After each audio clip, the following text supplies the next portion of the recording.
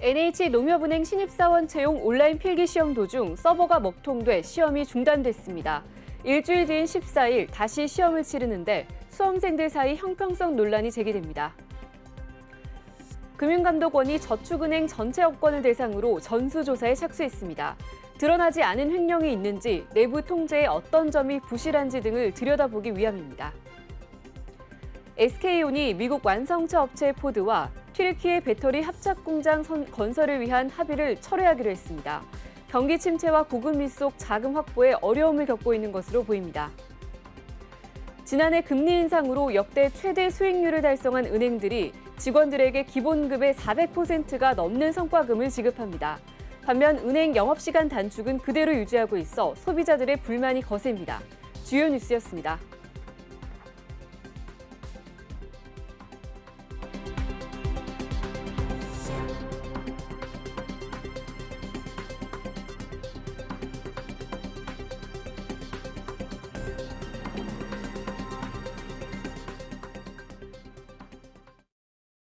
시청자 여러분 안녕하십니까? 1월 9일 NBN 뉴스프라임 시작합니다. 먼저 첫 번째 소식은 취재 기자와 함께 다양한 경제 이슈를 짚어보는 프라임 이슈 시간입니다. 오다인 기자와 함께하겠습니다.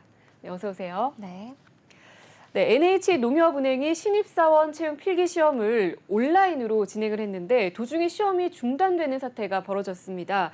그 이유가 서버 문제 때문이라고요? 네, 시중은행 가운데 가장 먼저 올해 신입 행원 공채에 나선 NH농협은행이 온라인 필기시험 진행 중 서버 접속 오류가 발생해 시험을 일주일 연기했습니다.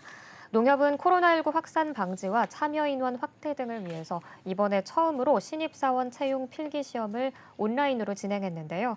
시험 시작 시각인 오전 9시 40분, 지원자들이 동시에 접속하면서 서버가 다운돼 시험이 중단됐습니다. 농협 측은 온라인 필기시험을 준비하며 사전에 수차례 테스트를 했지만 당일 대행업체의 서버에 이상이 발생했다고 밝혔습니다. 이날 시험은 지역별로 오전, 오후 시험 대상자가 달랐는데요. 오전 시험 대상자들은 경기 충북, 충남, 전북, 전남, 대전, 광주 지역 지원자들이었고요. 오후 대상자인 강원과 경북, 경남, 서울, 부산, 대구, 울산 지역 지원자들은 예정대로 필기시험을 치렀습니다. NH농협은행은 서버 장애로 시험이 중단된 오전 시험 대상자들에게 오는 14일 필기시험을 연기한다고 밝혔습니다. 네, 형평성에 따라서는 이 오후 시험도 같이 연기를 하는 게 맞지 않았나 이런 생각도 드는데요. 오전 시험 대상 수험생들의 필기 시험이 이렇게 연기되다 보니까 일부 커뮤니티에서는 또 준비할 시간이 일주일 더 길어지는 것에 대해서 형평성 논란이 일어나고 있다고 하네요. 네, 그렇습니다. 오후 시험은 예정대로 문제 없이 치러졌기 때문에 네. 상관이 없지만 오전 시험 수험생들은 일주일이라는 시간이 더 주어진 셈인데요. 네. 하지만 농협 측은 시, 도, 단위, 지역별 채용이라서 오전과 오후 필기시험 대상자가 서로 경쟁하는 구도가 아니기 때문에 형평성에는 문제가 없다고 밝혔습니다. 하지만 온라인 커뮤니티에서는 오전과 오후의 문제가 달라도 오후에 시험을 친 지인이 있다면 유형이나 난이도 등에서 힌트를 얻지 않겠느냐, 당장 일주일이 연기됐다 해도 모든 일정을 재조정해야 하는 등 피해가 크다라는 등의 피해 호소글이 잇따르고 있습니다. NH농협은행은 피해를 본 지원자들에게 손해배상을 하겠다고 밝혔습니다. 농협은행은 현재 지원자들을 대상으로 별도 링크를 통해 배상 관련 문제를 받고 있는데요. 구체적인 배상 대상과 내용은 검토 중인 것으로 전해졌습니다. 하지만 일각에서는 농협은행이 지원자들을 대상으로 손해배상을 해준다는 것과 관련해서 취업 준비생들 중에 그 누가 자기가 지원한 회사를 대상으로 손해배상을 청구하겠냐며 볼멘 소리를 내기도 했습니다. 올해 디지털 전환과 디지털 중심의 혁신을 최우선으로 강조했던 NH농협은행이었던 만큼 이번 사건으로 이미지 타격이 불가피할 것으로 보입니다. 네, 취업 준비생들 입장도 충분히 이해가 되는데 참 이 오전과 오후 수험생들이 경쟁 관계가 아니라고 하더라도 좀 형평성에는 문제가 없다고 했지만 그래도 차선책을 좀 미리 대비했었으면 좀 만반의 준비를 해두었어야 되지 않나 이런 좀 아쉬움이 듭니다. 다음 소식 살펴보겠습니다. 금융감독원이 저축은행 전체 업권을 대상으로 전수조사에 착수했다는 소식인데요. 지난해 저축은행에서 프로젝트 파이낸싱 대출 관련 횡령이 잇따랐었는데요. 이 횡령과 관련해서 업권 전체를 점검하는 것은 이번이 처음이라면서요. 네, 그렇습니다. 그만큼 금감원은 저축은행의 잇따른 PF 횡령 사고를 심각한 문제로 인식하고 있다는 겁니다. 네. 혹시나 드러나지 않은 횡령이 있는지 또 내부 통제에 어떤 점이 부실한지 등을 들여다보기 위해서 금감원이 전수조사에 들어갔습니다. 앞서 한국투자저축은행 본사에서 PF 대출 담당 직원이 8억 원가량을 횡령한 것으로 드러났고요. 이 한투저축은행 측은 자체 조사에 들어간 상황이고 금감원도 정기 검사를 통해 사고 과정을 자세히 들여다보기로 했습니다. 지난해에는 KB저축은행에서 94억 원, 모아저축은행에서 54억 원, 페퍼저축은행 3억 원, 또 OK저축은행에서 2억 원 등의 거액의 횡령이 잇따라 발생했었습니다. 대부분 PF 대출 업무 과정에서 발생한 범죄였습니다. 네, 정말 돌이켜보니까 이 저축은행 횡령 사건이 어제 오늘 일이 아니었던 것 같은데요. 이 PF 대출이 횡령 사고에 좀 취약한 구조를 가지고 있는 건지 왜 이렇게 유독 PF 대출에서 횡령 사고가 끊이지 않고 일어나는 건가요? 네, PF 대출은 정해진 한도 안에서 건설 사업장의 공정률에 따라서 대출이 여러 차례 실행되는 특징을 갖고 있는데요.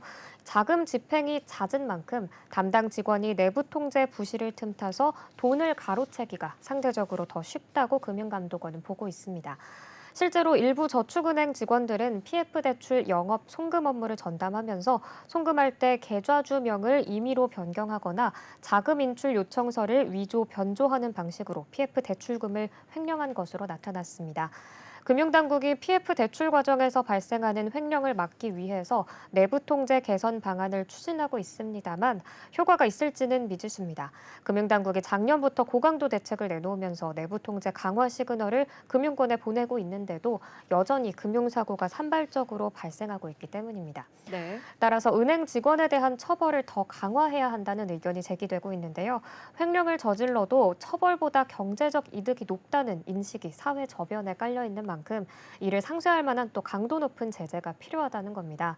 금융권 관계자는 언젠가는 발각될 횡령을 대담하게 저지르는 데는 형사처벌보다 경제적 이득이 더 높다는 인식이 깔린 게 아니겠냐라면서 해외처럼 금융범죄에 대한 강도 높은 처벌이 필요하다고 말했습니다. 네, 정말 금융권에서도 이렇게 범죄에 대해서는 적극적으로 개입해서 또 그에 맞는 처벌을 해야 또 추후 이런 사건이 재발하지 않을까 싶습니다. 자, 다음 소식입니다. SK온이 작년에 미국 완성차 업체 포드와 튀르키예 배터리 합작 공장을 짓기로 했었는데요. 최근에는 이 계획을 철회를 검토하고 있다는 소식입니다. 자세한 내용 전해주시죠. 네, SK온과 포드 그리고 튀르키예 제조기업 코치는 작년 3월에 MOU를 체결했습니다. 튀르키예 수도 앙카라 주변에 배터리 합작 공장을 세워서 2025년부터 연간 30에서 45기가와트시 규모로 상업 생산을 시작한다라는 계획이었는데요. 이 계획은 국내 배터리 3사 중에서 글로벌 완성차 업체와의 유럽 첫 합작 법인 사례로 눈길을 끌었습니다. 이후 3사는 계속해서 세부 사안을 논의했지만 투자 논의가 지지부진한 것으로 전해졌습니다.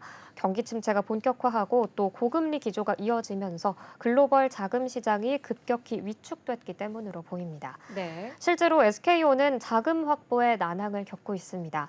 SK온은 SK이노베이션 2조 원 등의 2조 8천억 원 자금을 조달했는데요. 지난해 상반기까지 프리 IPO를 통해서 4조 원을 외부에서 유치하려고 했지만 연말까지 8천억 원을 유치하는 데 그쳤고 모 회사인 SK이노베이션이 2조 원을 출자하면서 급한 불만 꺼둔 상태입니다. 또 러시아 우크라이나 전쟁으로 인해서 유럽에서 전기료가 급등하면서 전기차 주행 비용이 크게 늘어난 것도 악영향을 미친 것으로 보입니다. 네, 말씀하신 대로 글로벌 자금 경색이 이어지고 있고 또 앞으로의 경기 전망도 좋지 않다 보니까 SK 측에서는 선택과 집중이라는 전략을 좀 선택한 게 아닌가 이런 생각이 드는데요. 또 그런데 SK온뿐만 아니라 다른 국내 배터리 업체도 SK온 사례처럼 투자 계획을 좀 철회를 하거나 아니면 전면 재검토에 들어가는 경우가 있었다면서요. 네, 바로 LG 에너지 솔루션인데요. 네. LG 에너지 솔루션은 지난해 6월 1조 7천억 원 규모의 미국 애리조나 단독 공장 투자를 계획하고 있었습니다. 현재 전면 재검토에 들어간 상황인데요. 고물가 고환율, 고금리, 삼중고 악재가 이어지면서 처음에 계획한 투자비보다 훨씬 더 큰 비용이 투입될 것으로 예상됐기 때문입니다. 네. 배터리 기업들이 글로벌 경기 침체와 자금 시장 경색 영향으로 과도한 외연 확장보다는 선택과 집중에 나선 것이라는 분석이 나옵니다. 배터리 업계 관계자는 SK온과 포드는 미국 켄터키주 공장을 이미 건설 중이고 테네시주도 착공 단계만 남아 있어서 투자 비용이 늘어나더라도 감수해야 하는 상황이지만 튀르키예 합작 공장의 경우 MOU 단계였기 때문에 언제든 철회할 가능성이 짙어졌다고 말했습니다. 네. 이 글로벌 경기 침체가 올해부터 본격화하면서 전기차 시장 성장 속도가 꺾일 거라는 전망이 나오고 있습니다. 네, 글로벌 경기 침체로 기업들도 이 급격한 경영 환경의 변화를 겪고 있다 보니까 또 투자에도 속도를 조절하고 있는 게 아닌가 이런 생각이 듭니다. 다음은 은행권 소식 좀 살펴보겠습니다. 지난해 금리 인상으로 역대 최대 수익률을 달성한 은행들이 직원들에게 성과급을 지급하기로 했다고 하는데 무려 기본급의 400%에 달하는 성과급을 지급하는 곳도 있었다면서요. 네, 최근 NH농협은행은 직원들을 대상으로 기본급 400%의 성과급을 지급하기로 결정했습니다. 네. 지난해 3분기까지 국내 은행 가운데 최고 실적을 거둔 신한은행도 기본급의 361%를 직원 성과급으로 지급하기로 했습니다. 또 이와 함께 KB국민은행, 우리은행, 하나은행도 지난해를 웃도는 수준으로 성과급을 지급할 예정입니다. 시중은행들은 지난해 금리 상승 기조 속에서 역대 최대 실적을 기록했는데요. 지난해 3분기까지 국내 은행이 거둬들인 누적 이자 이익은 40조 6천억 원으로 1년 전보다 6조 9천억 원 증가한 수치입니다. 또 5대 시중은행의 작년 1에서 3분기 누적 순이익도 11조 2천억 원으로 작년 대비 18% 증가한 수치입니다. 네. 반면에 금융 소비자들은 이자 부담이 늘면서 시름이 깊어지고 있는 상황인데요. 이에 온라인 커뮤니티에서는 내 예금으로 대출해주고 높은 이자 받는 은행이 자기들끼리만 성과급 잔치를 벌인다. 은행들 성과급 잔치하는데 이게 불황이 맞냐? 또 서민들이 이자 수익으로 챙겨야 할 권리를 은행들이 가져가는 것이나 마찬가지라며 싸늘한 반응을 보이고 있습니다.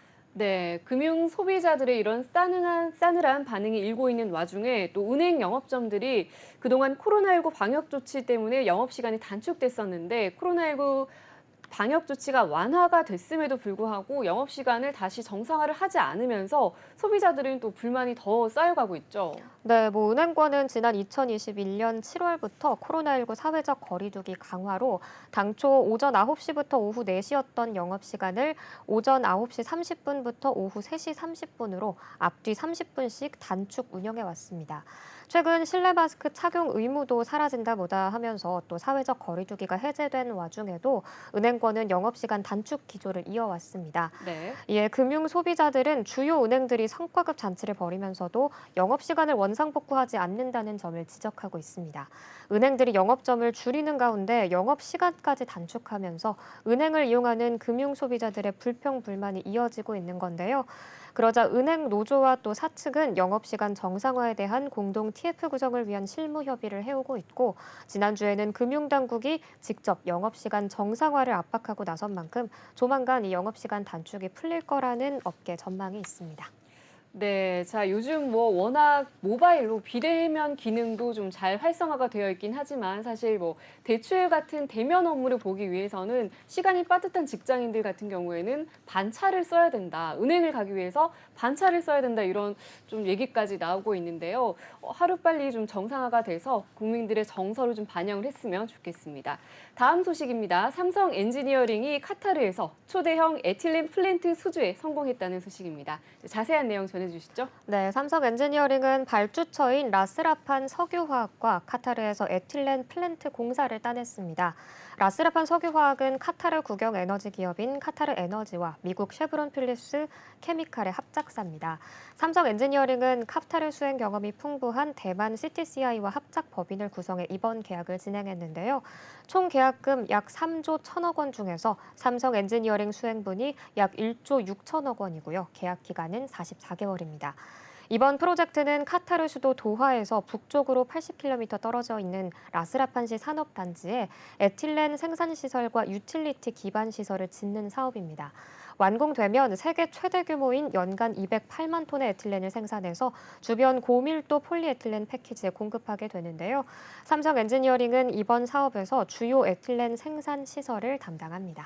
네, 자, 삼성 엔지니어링이 중동에서 무려 1조 6천억 원에 달하는 수주를 따냈는데요. 네. 그렇다면 이번 수주로 인해서 또 기대되는 점이 있다면 어떤 게 있을까요? 네, 삼성 엔지니어링은 이번 수주로 또 신규 고객을 확보하면서 해외 시장을 다변화할 수 있겠다라면서 기대감을 드러냈습니다. 네. 중동의 자원 부국 카타르가 기존의 가스 또 LNG 중심의 산업 구조를 다변화하기 위해서 대형 석유화학 컴플렉스 건설을 집중적으로 추진하고 있는 만큼 현지 시장을 집중 공략해 사업 기회를 늘릴 예정이라고 밝혔습니다. 또 삼성 엔지니어링은 모듈화와 자동화 등 회사에서 추진하는 사업 수행 혁신 전략을 프로젝트에 적용하겠다는 계획도 밝혔습니다. 네, 이번 프로젝트를 통해서 우리 기업이 중동 시장에서 보다 좀 입지가 견고해졌으면 좋겠습니다. 자, 다음 소식입니다. GS 리테일이 16억 원에 달하는 과징금을 부과받았다고 합니다. 어떤 이유 때문인가요? 네, 공정위에 따르면 GS 리테일은 판매 촉진 행사를 납품업자와 방송 시간에 진행하기로 약정했지만 임의로 홈쇼핑 방송 시간 전후 30분까지 방송 시간과 동일한 조건으로 판매를 계속한 것으로 드러났습니다. 방송 시간 전후에도 방송 조건으로 판매를 계속한다거나 판촉 행사를 연장 진행한다는 사실을 이 납품업체에게 서면으로 알려야 하는데 알리지 않았고 또 별도 약정서를 작성하지 않았습니다. 이 같은 방식으로 GS 리테일이 판매한 상품은 총 2만 5천여 건이 넘고 납품업자에게 전가한 판촉 비용은 20억 원에 달합니다.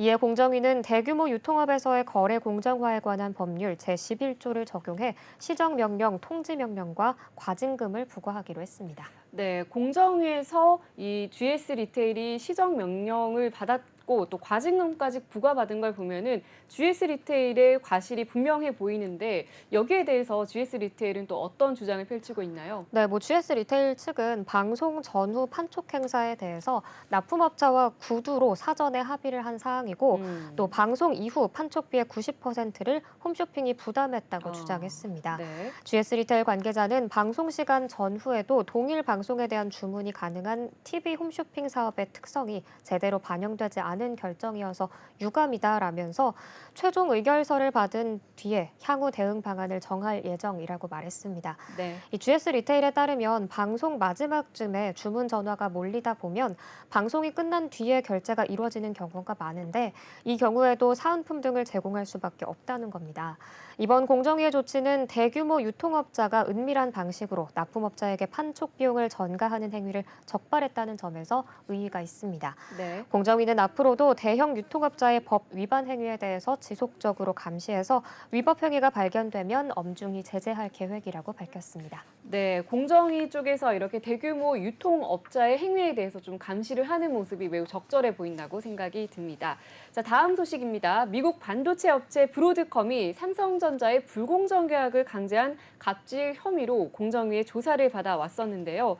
그런데 브로드컴이 잦은 시정안을 내놨다고 합니다. 어떤 내용인가요? 네, 브로드컴은 앞으로 국내 스마트기기 제조사에 불공정한 계약을 강제하지 않겠다는 잦은 시정안을 마련해 공개했습니다. 자정안에 따르면 브로드컴은 스마트기기 제조사의 선택권 보장, 삼성전자가 구매한 부품에 대해서 품질 보증, 또 기술 지원을 계속하겠다고 약속했습니다. 네. 또 반도체 분야 중소사업자와 상생을 위해서 200억 원의 기금을 마련해 반도체 인재 양성센터를 설립하고 중소반도체 설계기업 창업과 성장을 돕기로 했습니다. 브로드컴은 불공정한 수단으로 장기 계약을 강제한 혐의로 공정위로부터 직권 조사를 받아왔었습니다. 계약에는 2021년 1월부터 2023년 말까지 삼성전자가 브로드컴의 부품을 매년 7억 6천만 달러치 이상 구매해야 하고 구매 금액이 계약 액수에 미치지 못하면 그 차액을 브로드컴에 배상한다는 내용이 담겼습니다. 공정위는 지난해 초 브로드컴의 거래상 지위 남용 행위에 대한 심사 보고서를 위원회에 상정했다며 전원회의를 열어서 본격적인 제재 심의에 들어가겠다고 밝혔는데요. 브로드컴이 작년 7월에 갑자기 동의 의결을 신청했습니다. 네, 자, 어떤 기업이든 간에 이 특정 국가에서 사업을 하기 위해서는 법적 제재를 받는다는 게 굉장히 좀 무서운 일일 것 같은데 특히 또 한국이 반도체 사업에 또 명운을 걸고 있는 나라다 보니까 더 그런 것 같은데요. 그런데 이 공정위가 동의 의견을 받아줄 때마다 면죄부 논란이 있었다고요?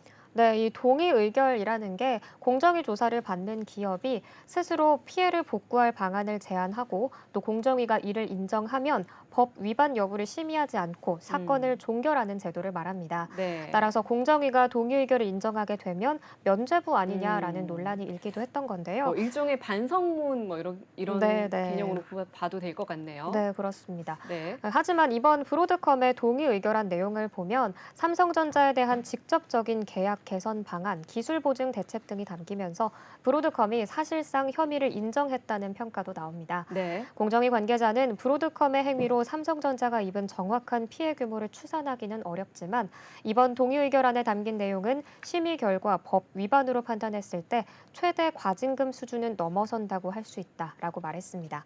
또 이번 동의 의결안은 다음 달 18일까지 이해 관계자와 관계부처 의견을 수렴한 다음 공정위의 전원회의 의결을 거쳐서 최종 확정될 예정입니다. 네. 다음 소식 살펴보겠습니다. 어제였죠. 한 언론사 보도에 따르면 다올 금융그룹이 다올 자산운용 매각을 위해서 M&A 매물로 내놨다 이런 소식이 전해졌었는데요. 다올 투자증권은 이 매각서를 또 부인을 하고 나섰습니다. 어떤 내용인가요? 네, 다올 투자증권은 다올 자산운용 매각설에 대해서 사실이 아니다라고 선을 그었습니다. 네. 다올 자산운용은 다올 투자증권의 100% 자회사로 자산운용 업계 17위 기업인데요. 다올 투자증권은 앞서 레고랜드 사태 이후 부동산 PF발 유동성 위기로 자금난이 가속화되면서 상황이 좋지 않았습니다. 그래서 작년 말에는 정규직 대상으로 희망퇴직을 실시하기도 했고요. 현금 유동성 확보를 위해 계열사 매각을 진행해 왔습니다. 네. 현재 핵심 자회사인 다올 인베스트먼트, 다올 신용정보, 태국법인 다올 타일랜드 매각을 추진 중인 상황 속에서 이 다올 자산운용 매각설도 나온 것으로 보이는데요. 이에 한국거래소가 다올 투자증권에 다올 자산운용 매각 추진 보도와 관련해 조회 공시를 요구했습니다. 그런데 오늘 오후 2시경에 매각을 추진하고 있는 바가 없다라고 공시했습니다. 네, 보통 이런 매각설이 나오면 꼭 주가가 들썩이잖아요. 네. 다올 인베스트먼트 주가 오늘 보니까 이런 소식 때문인지 오늘 장 초반에 16% 가까이 급등을 했고 종가도 13% 가까이 상승한 채로 마감을 했더라고요. 네, 그렇습니다. 또 우리금융지주가 다올 인베스트먼트 지분 인수를 추진 중이다라는 소식에 오늘 오전 11시 기준 다올 인베스트먼트는 전거래일 대비 16% 상승한 3,900원에 거래되기도 했습니다. 네. 우리금융그룹은 지난해 연말 다올 인베스트먼트 인수 관련 바인딩 투자 의향서를 작성한 것으로 알려졌습니다. 우리금융그룹이 다올 인베스트먼트 지분 52%를 약 3천억 원에 인수하는 작업을 추진 중인 것으로 전해졌는데요. 이전에는 미래에셋그룹, 신영증권, 유진그룹 등이 참여했지만 우리금융그룹이 시장에서 거론되는 인수가 2천억 원보다 큰 금액 3천억 원을 제시하면서 유력 인수 후보로 떠올랐습니다. 다올 인베스트먼트는 다올 투자증권의 벤처캐피털 자회사로 비바 리퍼블리카, 또 우아한 형제들 등의 스타트업에 투자해왔습니다. 네. 5대 금융지주 중에서 유일하게 벤처캐피탈 계열사가 없는 우리금융 입장에서는 큰 관심을 보일 만한 인수 대상인 셈인 건데요. 실제 우리금융그룹은 완전 민영화를 달성한 이후 다양한 비금융 사업으로 영업을 확대하겠다는 입장을 내비쳐왔습니다. 이번 다올 인베스트먼트 인수를 통해서 목표 달성에 속도를 내려는 움직임으로 보입니다. 네, 자 다음은 제약업계 소식 살펴보겠습니다. 셀트리온이 미국 바이오 업체와 함께 먹는 항체 치료제 개발 계약을 맺었다는 소식입니다. 자세한 내용 전해주시죠. 네, 셀트리온은 미국 바이오 업체 라니 테라퓨틱스와 먹는 항체 치료제 RT111 연구 개발 계약을 했습니다. 네. 계약에 따라 셀트리온은 RT111의 비임상과 임상 일상 시험에 필요한 스텔라라 바이오시밀러 CTP43을 독점 공급하고 앞으로 글로벌 개발과 판매권에 대한 우선 협상권을 갖게 됩니다. 미국 바이오 업체 라니 테라퓨틱스는 독자적인 경구용 캡슐 플랫폼 라니피를 통해서 정맥과 피하 주사 제형의 단백질, 항체 의약품을 경구형으로 이용할 수 있는 플랫폼 기술을 개발했습니다. 라니필 기술로 만들어진 경구용 캡슐은 소장에서 캡슐이 분해되고 캡슐 내에 용해 가능한 미세의 바늘을 통해서 약물이 소장으로 전달돼 혈관으로 이동하게 됩니다. 경구제이긴 하지만 캡슐 내에 탑재한 마이크로니드를 통해서 주사제와 유사하게 약물을 전달할 수 있도록 설계됐습니다. 네. 이 셀트리온은 경구형 항체 치료제를 비롯해서 항체 기반 플랫폼 기술 확보에 총력을 기울이고 있는데요. 항체 약물 접합체, 항암제 영역에서도 관련 기술을 내재화한다는 목표로 국내외 기업과 또 다양한 오픈 이노베이션 자체 연구 개발을 진행하고 있습니다. 이번 셀트리온은 이번 경구형 우스테키누맙 신약 개발 협업을 시작으로 현재 개발 중인 CTP43뿐만 아니라 제품 파이프라인 전반에 걸쳐서 혁신적인 약물 전달 플랫폼을 적용하는 데 협업을 확대해 나갈 예정이라고 밝혔습니다. 네, 주사제뿐인 오리지널 약에 비해서 좀 혁신적인 경쟁력을 확보할 수 있을지 기대해 보도록 하겠습니다. 네, 오늘도 다양한 경제 이슈들 잘 들었습니다. 오다인 기자 수고하셨습니다. 네, 고맙습니다.